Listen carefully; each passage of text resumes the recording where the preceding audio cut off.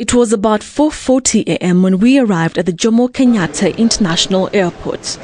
Here we waited for one Dr. Boniface Kaberia, who many describe as a lucky man. The plane from Abidjan that he was jetting into the country with was scheduled to touch down at about 5:15 a.m. A few minutes past 5:30 a.m., the man that we were eagerly waiting to meet walked out of the arrival doors. His expression, that of a happy man. Oh, it's exciting, especially bearing in mind that when I was there, there was a lot of stress building up. On asking how the situation in Mali was before he left, he told me that it was not any better than when the mutineering soldiers began the coup on Wednesday. It's not very good, although it's calm in the streets. But there has been also a rumor that there's going to be some degree of exchanges between the rival armies. Yeah, that's the army for the president.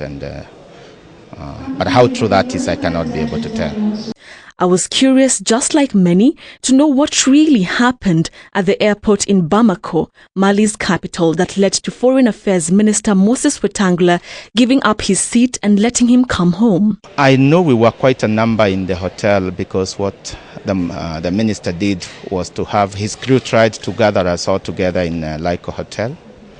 And even at the time of my departure, actually, we were quite a number in the lobby. I can't actually tell the number, but it was a surprise to me to just hear the minister announce that it's me who is leaving. In his explanation, he shared with me something that Moses Wetangula will probably be remembered for in the years to come. He said he's a captain, and as a captain, the captain is the last person to jump out of the ship. Anybody trying to evacuate him must negotiate for a plane that is going to take with him all the Kenyans he had with him. He further shared with me that at the time when the coup began, he wanted to come back home so bad, considering that Mali was no longer safe even to foreigners. The army had just come into the hotel, and there was a lot of tension in the hotel. Nobody knew what exactly they were doing. They went up into the rooms, and nobody knew. So there was tension, and everybody was in the lobby.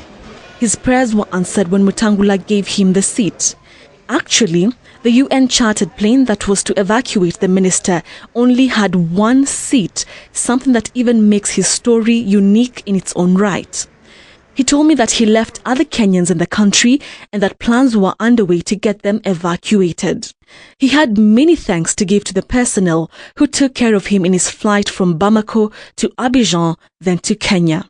Moses Wetangula is expected to jet into the country with other Kenyans at 6 p.m. this evening after the government, in conjunction with the Kenya Airways, successfully evacuated them from the besieged country Mali.